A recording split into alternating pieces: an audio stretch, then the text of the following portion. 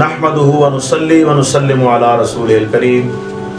اما بعد اعوذ باللہ من الشیطان الرجیم بسم اللہ الرحمن الرحیم۔ اللہ رب العالمین نے قرآن پاک میں ارشاد فرمایا ما کان محمد ابا احد من رجالکم ولکن رسول اللہ وخاتم النبیین، کہ حضرت محمد صلی اللہ علیہ وسلم تم مردوں میں سے کسی کے باپ نہیں ہیں لیکن وہ اللہ کے رسول ہیں اور آخری نبی ہیں۔ اس آیت میں اللہ رب العالمین نے صراحت کے ساتھ حضور سید عالم صلی اللہ علیہ وسلم کی ختم نبوت کو بیان فرمایا ہے۔ حاضرین محترم، عقیدہ ختم نبوت یہ وہ عقیدہ ہے کہ جس پر کسی بھی مسلمان کو کسی بھی طرح کا شک نہیں ہے۔ جس طرح اللہ رب العالمین واحد لا شریک ہے، جس طرح آدم علیہ السلام سے لے کر حضرت محمد رسول اللہ صلی اللہ علیہ وسلم تک اللہ پاک نے انبیاء کو مبعوث فرمایا،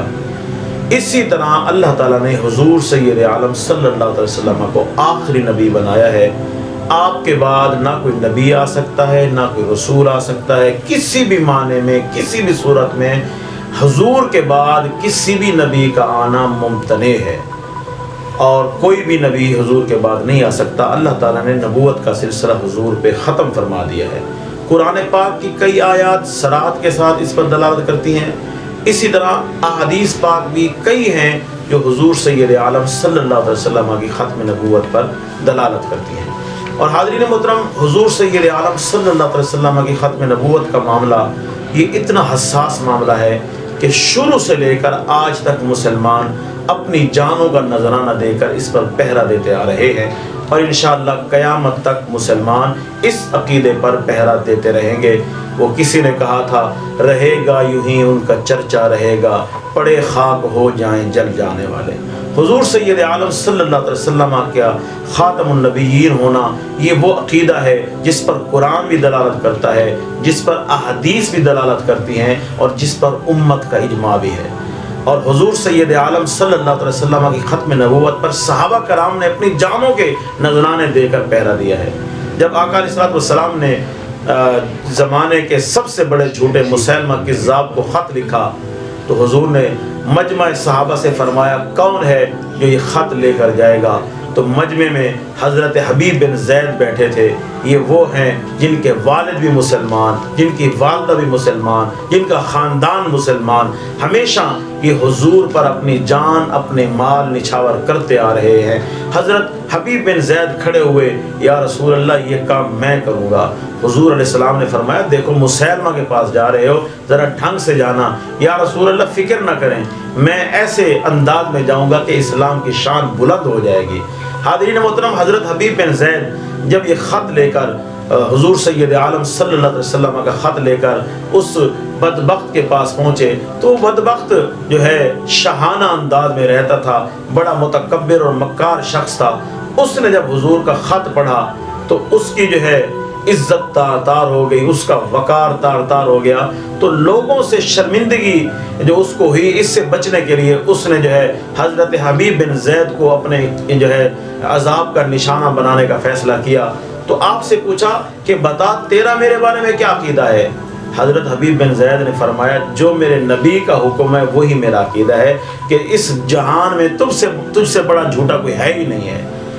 اس مسیلمہ کذاب نے حضرت حبیب بن زید کو کہا کہ ذرا مڑ کے پیچھے تو دیکھ، میرے لشکر دیکھ، میرا دربار دیکھ، میری درباری دیکھ۔ حضرت حبیب بن زید نے فرمایا دیکھ میں کثیر العیال ہوں، میرے کچھ بچے ایسے ہیں جو چل پھر رہے ہیں، کچھ جوان ہو گئے، لیکن کچھ بچے ایسے ہیں جو ابھی چل بھی نہیں سکتے۔ جب میں حضور کی بارگاہ سے چلا تھا تو میں نے تو مڑ کے اپنے بچوں کو نہیں دیکھا، تیرے درباریوں کو ان کو کیا دیکھوں؟ میں حضور کا سپاہی ہوں، حضور کا غلام ہوں، اور غلامان محمد جان دینے سے نہیں ڈرتے، یہ سر کٹ جائے یا رہ جائے کچھ پرواہ نہیں کرتے۔ تو اس نے ایک ایک کر کے حضرت حبیب بن زید کے جسم مبارک پہ زخم لگائے، کبھی آپ کی انگلیاں کاٹی، کبھی آپ کے بازو کاٹے، وہ ظلم کے پہاڑ توڑتا رہا، اور حضرت حبیب بن زید تاجدار ختم نبوت کا نعرہ لگاتے لگاتے اپنی جان کو قربان کر گئے۔ حاضرین محترم، زمانہ چلتا رہا، اور لوگ حضور کی ناموس پر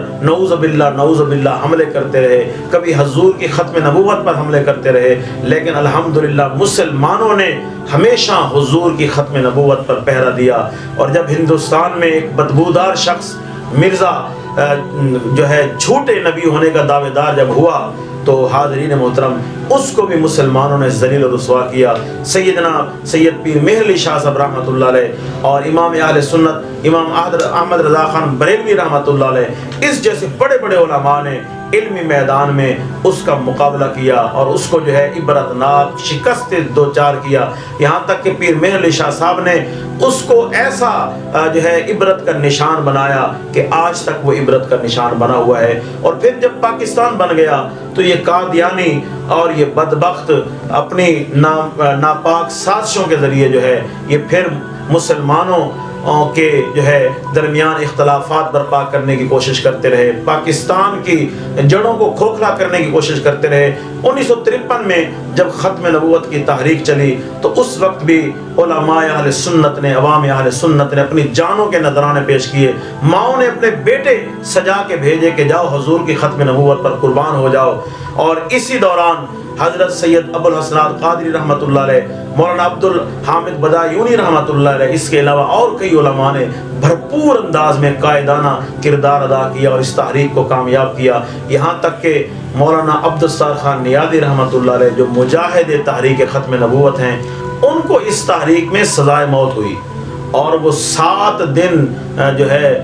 موت کی کوٹڑی میں اپنی پھانسی کا انتظار کرتے رہے۔ لوگ ان کو کہتے تھے کہ آپ جو ہے معافی نامہ لکھ دیں تاکہ آپ کی یہ سزا ختم ہو جائے۔ حضرت مولانا عبدالستار خان نیازی رحمۃ اللہ علیہ فرماتے کہ میں حضور پر قربان ہو رہا ہوں، اس سے بڑی میرے لیے کیا سعادت ہو سکتی ہے۔ آپ نے جو ہے کسی قسم کی اپیل کرنے سے انکار کر دیا اور پھر عالمی سطح پہ جب دباؤ بڑھا اور مفتی اعظم فلسطین اور دیگر مقتدر مسلمان علماء کرام نے جب حکومت وقت پہ دباؤ ڈالا تو پھر مولانا عبدالستار خان نیازی رحمۃ اللہ علیہ کی جو سزائے موت تھی اس کو جو ہے پھر عمر قید میں تبدیل کیا گیا اور پھر آپ کو ضمانت پر رہائی ملی۔ حاضرین محترم، اسی طرح جو ہے علماء اپنا اپنا کردار ادا کرتے رہے، عوام اپنا اپنا کردار ادا کرتی رہی، یہاں تک کہ 1973 میں